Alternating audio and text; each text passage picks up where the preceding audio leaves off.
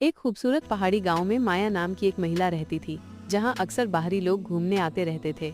आज भी दो बाहरी लोग आए थे और माया ने उन्हें देख लिया था।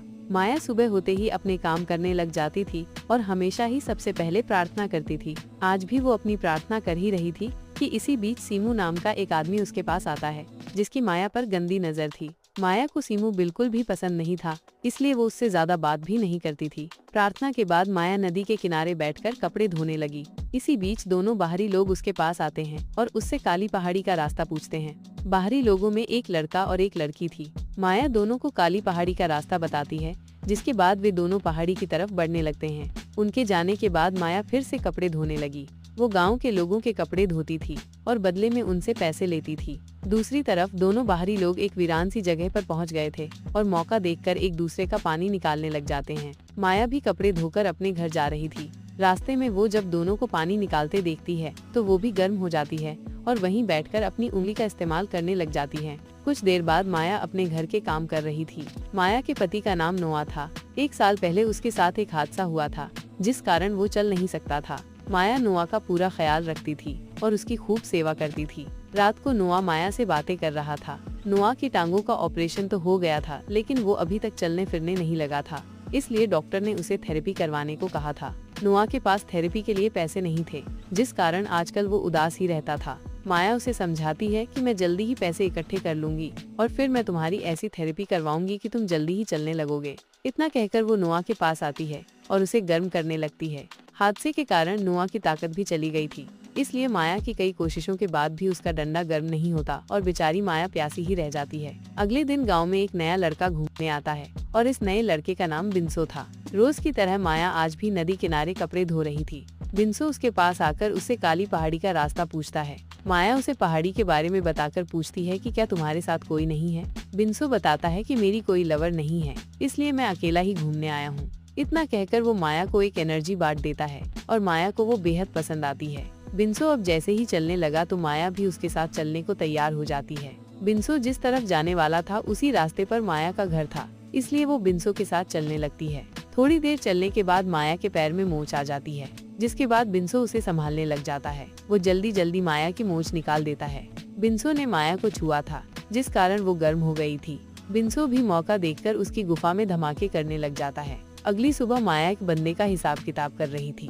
बंदे के जाते ही बिंसो उसके पास आता है। माया उससे पूछती है कि तुम मेरे घर तक कैसे पहुँचे। बिंसो बताता है कि मैंने गाँव वालों से तुम्हारा घर पूछा। बिंसो को माया से प्यार हो गया था, इसलिए वो यहाँ पहुँचा था। माया उसे बताती है कि मैं शादीशुदा हूँ और मेरा पति घर में है। उसकी बात सुनकर बिंसो हैरान हो गया। माया उसे यह भी बताती है कि मेरा पति चल नहीं सकता, इसलिए मुझे उसका ख्याल भी रखना पड़ता है। ये सुनते ही बिंसो उसे बताता है कि मैं शहर में थेरेपी करता हूँ और मैं तुम्हारे पति की मदद कर सकता हूँ। बिंसो की बात सुनते ही माया उसे अंदर लाती है और अपने पति नोआ से मिलवाती है। वो नोआ से झूठ बोलती है कि बिंसो यहाँ घूमने आया है और गाँव वालों ने इसे हमारे घर भेजा है ताकि ये तुम्हारी थेरेपी कर सके। माया की बात खत्म होते ही बिंसो नोआ का हालचाल पूछता है और फिर उसकी रिपोर्ट्स देखता है।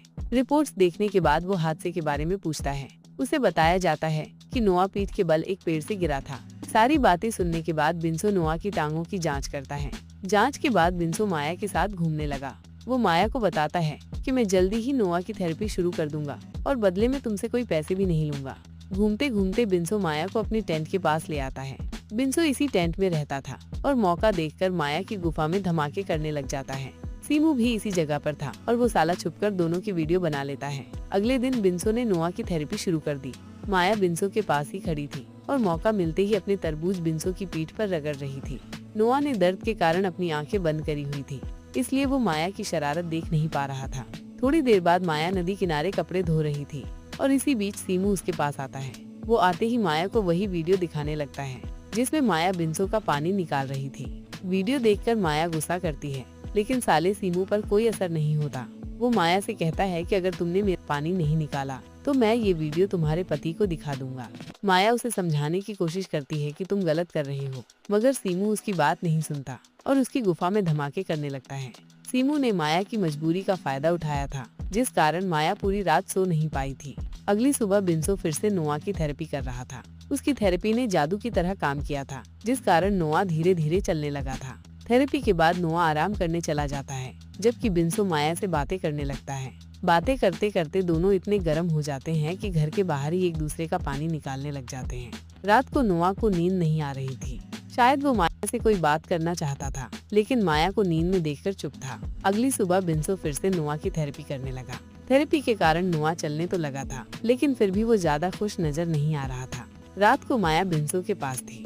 बातों बातों में बिन्सो उससे पूछता है कि जब तुम्हारा पति ठीक हो जाएगा तो हम दोनों का क्या होगा। माया उसे बताती है कि मेरे पति का डंडा काम नहीं करता, इसलिए तुम जब भी गांव में घूमने आया करोगे तब हम दोनों मजे किया करेंगे। बिन्सो को माया से प्यार हो गया था, इसलिए वो उसे अपने साथ शहर लेकर जाना चाहता था और वहीं शादी भी करना चाहता था। दोनों अभी बातें कर ही रहे थे कि इसी बीच दोनों के पास सीमू आ जाता है।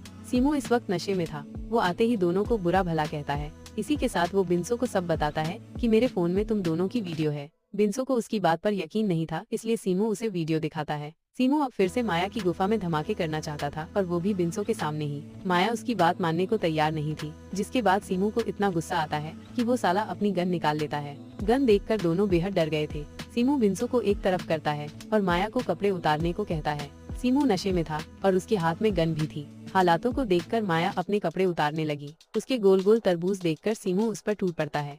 सीमू सब कुछ बिन्सो की नजरों के सामने ही कर रहा था। बिन्सो माया की मदद तो करना चाहता था, लेकिन सीमू की गन उसकी तरफ ही थी। इसी बीच कोई पीछे से आकर सीमू को मार देता है। सीमू को मारने वाला नोआ ही था। नोआ यहाँ माया को देखने आया था, क्योंकि उसे पता था कि माया और बिन्सो का चक्कर चल रहा है। दरअसल जब माया और बिन्सो घर के बाहर ही मजे कर रहे थे, उसी वक्त नोआ ने दोनों को देख लिया था। माया को बिन्सो के साथ देखकर वो दुखी तो बहुत होता है, लेकिन माया की खुशी के लिए वो चुप कर जाता है। बिन्सो में ताकत नहीं थी, वो चाहकर भी माया की प्यास नहीं बुझा सकता था, इसलिए उसे बिन्सो के साथ देखकर भी खुश था। नोआ ने दोनों को बता दिया था कि मुझे सब कुछ पता है, लेकिन मैं माया की खुशी के लिए चुप था। नोआ के मुँह से सच जानकर दोनों बेहद शर्मिंदा होते हैं। दोनों को पता था कि उनसे गलती हुई, इसलिए दोनों अपनी गलती सुधारना चाहते थे। अगली सुबह बिन्सो अपने घर जाने वाला था। जाने से पहले वो नोआ से माफी मांगता है, क्योंकि उसने उसकी बीवी के साथ चक्कर चलाया था। बिन्सो के माफी मांगने के बाद ना तो नोआ कुछ बोलता है और ना ही माया कुछ बोलती है। दोनों को चुप देखकर जैसे ही बिन्सो जाने लगा, तो नोआ उसे रोक कर कहता है कि तुम्हारे कारण मैं चलने लगा, इसलिए मैं तुम्हारा धन्यवाद करता हूँ, लेकिन आज के बाद यहाँ कभी मत आना और ना ही कभी माया से मिलने की कोशिश करना। नोआ की बात सुनकर बिन्सो कुछ नहीं बोलता, क्योंकि वो उसकी बात मानने को तैयार था। वो नोआ से हाथ मिलाता है और फिर वहाँ से जाने लगता है। उसके जाते ही माया नोआ का धन्यवाद करती है, क्योंकि उसने उसकी गलती माफ कर दी थी। वो समझ गई थी कि उसे दुनिया का सबसे अच्छा पति मिला है, जो उसकी खुशी के लिए चुप हो गया था। वैसे जब से नोआ चलने लगा था, उसके डंडे ने भी काम करना शुरू कर दिया था। कहानी के आखिर में दोनों पति पत्नी खुश रहने लगते हैं और नोआ माया की प्यास भी बुझाने लगता है। इसी के साथ इस कहानी का यही अंत हो जाता है। हमारी वीडियो देखने के लिए बहुत बहुत धन्यवाद। अगर आप ऐसे ही वीडियोस के दीवाने हैं तो प्लीज मेरे चैनल को जरूर सब्सक्राइब करें। मिलते हैं अगली वीडियो में, तब तक के लिए नमस्कार। संगीत।